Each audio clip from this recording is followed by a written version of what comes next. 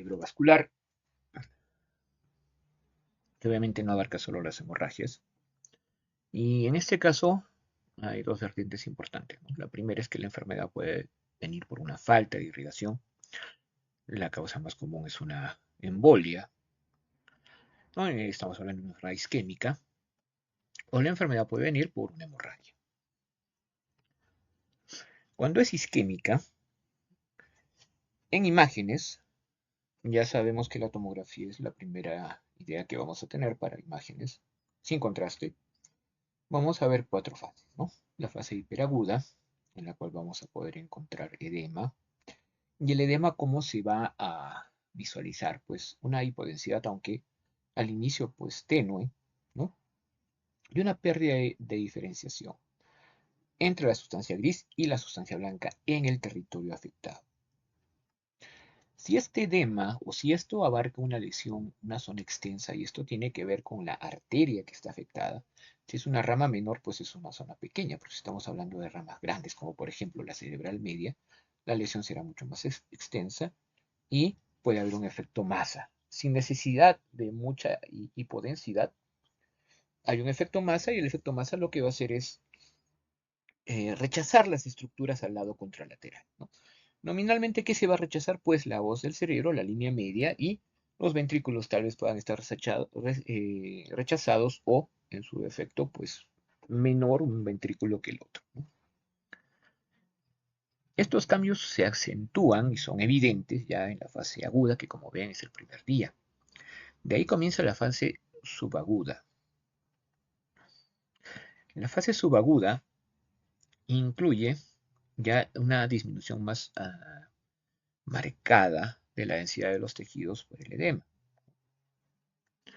Ahora, como hay vasos ocluidos, entonces el contraste no va a penetrar a la lesión, pero va a difundirse a través del tejido sano. Por ende, como hay este stop, ¿no?, de vasos ocluidos, el refuerzo no va a estar dentro de la lesión, sino va a estar periféricamente. Entonces vamos a ver un reforzamiento con el contraste de forma anular. Y ya en la fase crónica vamos a encontrar áreas francamente hipodensas, representan malasia, gliosis, y ya no hay realce con el contraste, ¿no? Porque ya ha habido todo un cambio dentro de la arquitectura cerebral tendiente ya a remodelar todo.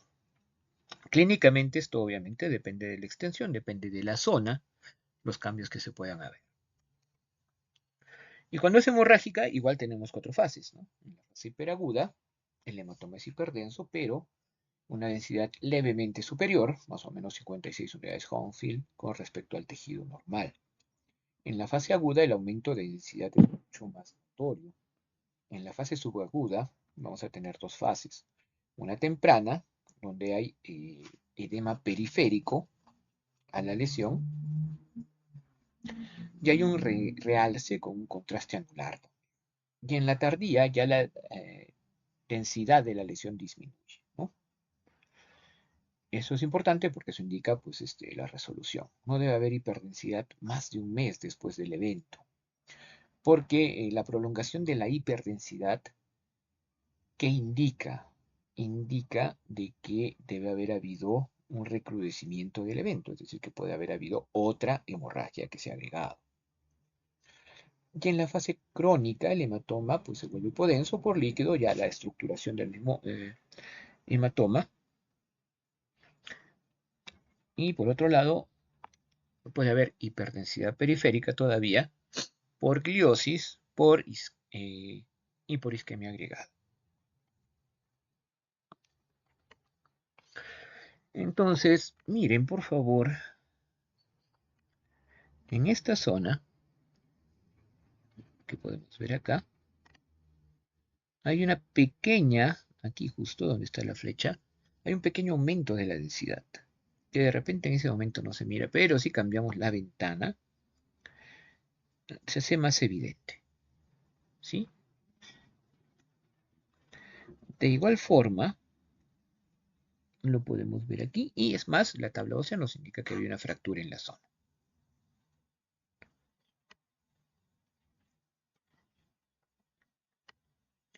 El evento agudo sí tiene francamente un aumento de la densidad en esta zona, como pueden ver.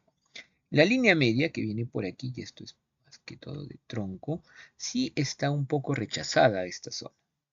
Sin embargo, es de notar también que aparte del evento agudo que conlleva sin necesidad de contraste el aumento de densidad, encontramos también ciertos signos de hemorragia ventricular, ¿no? Con las mismas características.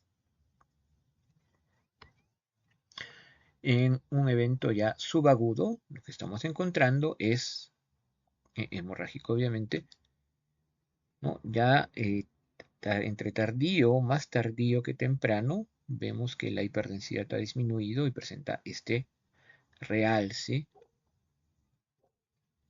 hiperdenso alrededor. Obviamente por la resolución vamos a tener disminución del edema, que aún lo podemos ver, miren esta zona que está hipodensa. Estamos a nivel del lóbulo de la ínsula, que también está aquí. Y miren cómo hay cierto edema porque la parte de la sustancia blanca, que es algo más hipodensa por tratarse de tener más grasa, es diferente, ¿no? Justamente por el edema que está asociado a esta zona. Y aquí tenemos ya eventos isquémicos, ¿ok? Entonces,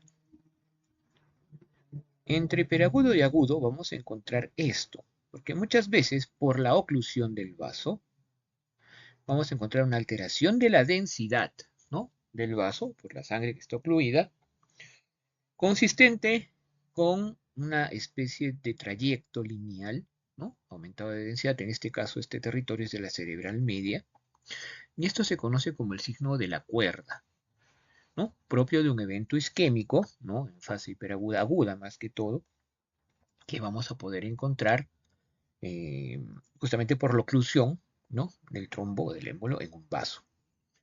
Sin necesidad de contraste. Igual en este evento hiperagudo, que al parecer por la zona también está tomando el territorio de la cerebral media, estamos viendo la hipodensidad asociada a toda la zona, ¿sí? Entonces aquí lo vemos más en agudo. Esta hipodensidad está mucho más definida, como en esta zona también. Noten cómo se borra por el edema, ¿no? Porque aquí hay edema asociado. La diferencia que está clarita aquí entre la densidad de la corteza y la densidad de la sustancia blanca. Además del borramiento de los surcos. Todo eso está borrado en esta zona. Miren también. Entonces, aquí estamos viendo la diferencia, ¿no? Entre una zona de infarto agudo, que claramente sí es diferente en esta zona. Miren, ¿no? Todo lo que se ha borrado de detalle y la hipodensidad con algo subagudo, en lo que podemos ver una marcada hipodensidad mal definida producto del edema y recuerden que no hay contraste en esta zona. Muy bien. Entonces podemos nosotros ver sobre todo las diferentes fases, recordar que siempre es sin contraste para poder evidenciar bien. Ya cuando sea el diagnóstico y tengamos un tiempo de ventana que haya pasado este diagnóstico, podemos usar contraste para definir mejor. Y el tratamiento pasa más que todo por evitar que venga un nuevo evento. Por ejemplo, si hubiese sido por una malformación arteriovenosa, un tratamiento quirúrgico, si hubiese sido por una hipertensión, controlar la presión arterial, pasa por tratar de proteger la zona, más que todo esto definido a la zona de isquemia, porque aparte de la zona infartada, existe otra zona que se llama la zona gris, la cual tiene no ausencia de perfusión, sino disminución, ¿no? La cual tiene un tiempo para poder ser recuperada. De ahí la posibilidad que si esto se puede definir, ¿no? En las primeras horas, tal vez hacer la lisis de los trombos, o en su defecto aplicar neuroprotección para poder recuperar esta zona, ¿no? Esta zona gris que, si no, también va a ser afectada por la lesión. Muy bien, y dentro de otras cosas vamos a hablar de algo que para nuestra realidad es relativamente frecuente, ¿no? Y que es justamente una parasitosis que va hacia el sistema nervioso central, ¿no? Cuando uno ingiere larvas de Taenia solium, es probable que las larvas puedan llegar hasta el cerebro. Y estamos hablando de la neurocisticercosis, ¿no? Y la neurocisticercosis, perdón, eh, tiene cuatro variantes. Acá las vemos solo en resonancia, ¿ya? Después la vamos a ver en tomografía también. La vesicular, en la cual, cuando nosotros vemos la imagen, lo que estamos viendo es la presencia de un escólex activo más un quiste, ¿no? La segunda, que es la coloidal vesicular, en la cual está existiendo ya un proceso de muerte de este parásito, por lo cual dentro ya no existe líquido, sino una especie de coloide. Una vez que muere el parásito va a pasar a dos fases, ¿no? La primera es la granular nodular y la segunda es la nodular calcificada, que está evidenciando los procesos por los cuales va a pasar este quiste, ¿no? Hasta, bueno, ser prácticamente una calcificación. Además está decir que muchas veces la alteración que produce una alteración de la arquitectura y la función neuronal y a nivel de los tractos. Entonces, por más que se resuelva de forma natural, digamos, hasta una calcificación, es posible que queden secuelas en la forma de que despolarizaciones que pueden llevar pues a convulsiones de cualquier tipo, ¿no? Parciales, totales o de cualquier tipo, como les digo. Muy bien, entonces la resonancia y la tomografía son muy buenas las dos para definir esta enfermedad, la cual pasa también por detección de antígenos con ELISA para poder tener la certeza diagnóstica, ¿no? Y tal vez aplicar el tratamiento adecuado. Obviamente lo que no quiere es que muere el parásito, por eso sean antiparasitarios, pero eso no quita que en algunos casos pueda persistir algún tipo de disfunción, ¿no? A nivel de la conducción del sistema nervioso, con lo que ya les comenté. Así que vamos a ver, aquí estamos en tomografía sin contraste, en lo cual podemos ver obviamente un quiste, ¿no? De paredes delgadas con el escólex en su centro. La fase coloidal vesicular, bueno, mejor hablemos de esta forma. Muy bien, en T2, que es ya una secuencia de resonancia, vamos a ver la hiperintensidad del quiste más el escólex. En FLAIR, si es que quitamos el líquido, vamos a ver una ausencia de señal, ¿no? Más el escólex. Si damos contraste, pues simplemente ni el escólex ni la lesión van a captar contraste. ¿Ok? Y si hacemos alguna secuencia de difusión, pues aquí estamos viendo que hay una señal alta provocada por justamente que esto es líquido nada más. Si hablamos del coloidal vesicular, ya vemos en la tomografía sin contraste que vamos a encontrar una pared engrosada. Y dado que esto implica que está habiendo un ataque o que está habiendo una muerte, ¿no? Del parásito, se pueden liberar sustancias y esto va a provocar un pequeño edema periférico, ¿no? Hipointenso. De igual forma, en una T2, lo que vamos a ver es una disminución de la intensidad en el interior de la lesión, puesto que ya no solo hay líquidos, sino hay elementos formes, por eso es coloide, y alrededor edema. Entonces la presencia de edema indica que este parásito está empezando a morir. Si no, es un parásito activo. FLAIR, ¿no? Si quitamos FLAIR, que recuerden que los líquidos patológicos los sigue evidenciando, vamos a ver ausencia de señal, no tan marcada como en el quiste vesicular. ¿Por qué? Porque ahí tenía otros elementos, ¿no? Que también producen señal. Un aumento de la señal del escólex, producto del edema que debe estar teniendo, y edema periférico, que se manifiesta como una hiperintensidad. En T1 con contraste, vamos a ver, así como había una pared gruesa en la tomografía, vamos a ver que hay una pared gruesa, ¿no? Que capta gadolinio alrededor y un edema periférico. Y en la difusión vamos a ver que el quiste presenta una difusión heterogénea, producto de tener tanto coloide como líquido, que seguramente están en nivel. En la fase granular nodular, pues hay un aumento de en tomografía de la densidad con edema periférico. En T2 va a haber también un aumento de la intensidad con edema periférico, pero con una pared algo más gruesa. En FLAIR igualmente. En la tomografía con contraste y gadolíneo, pues ya no va a haber señal del Scolex, el quiste va a ser más pequeño y vamos a tener la pared que sí capta. Y en difusión vamos a ver ya ausencia de Scolex con una captación heterogénea o con una difusión heterogénea.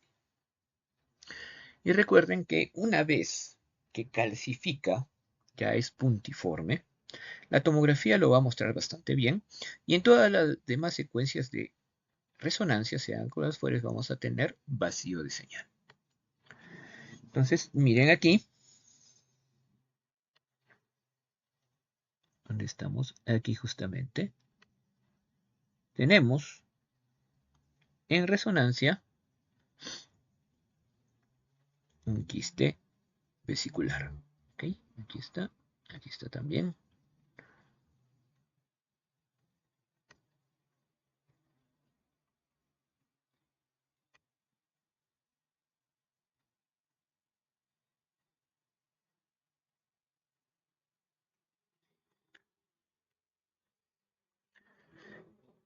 Y aquí lo podemos caracterizar muchísimo mejor, como ven. Tiene la misma densidad de líquido cefalorraquídeo. Hay 3. Y aquí podemos ver claramente que tiene el Scolex. El coloidal vesicular, como les dije, a la resonancia lo vamos a encontrar ya con edema, como pueden ver. Hay un edema alrededor, ¿no? Que se puede ver tanto aquí, o como una hipodensidad, como aquí, que es un T2 flare. Por eso la señal adentro no está evidente. Y el mismo Scolex, ¿no? Tiene una señal diferente en T2 flare porque también tiene edema.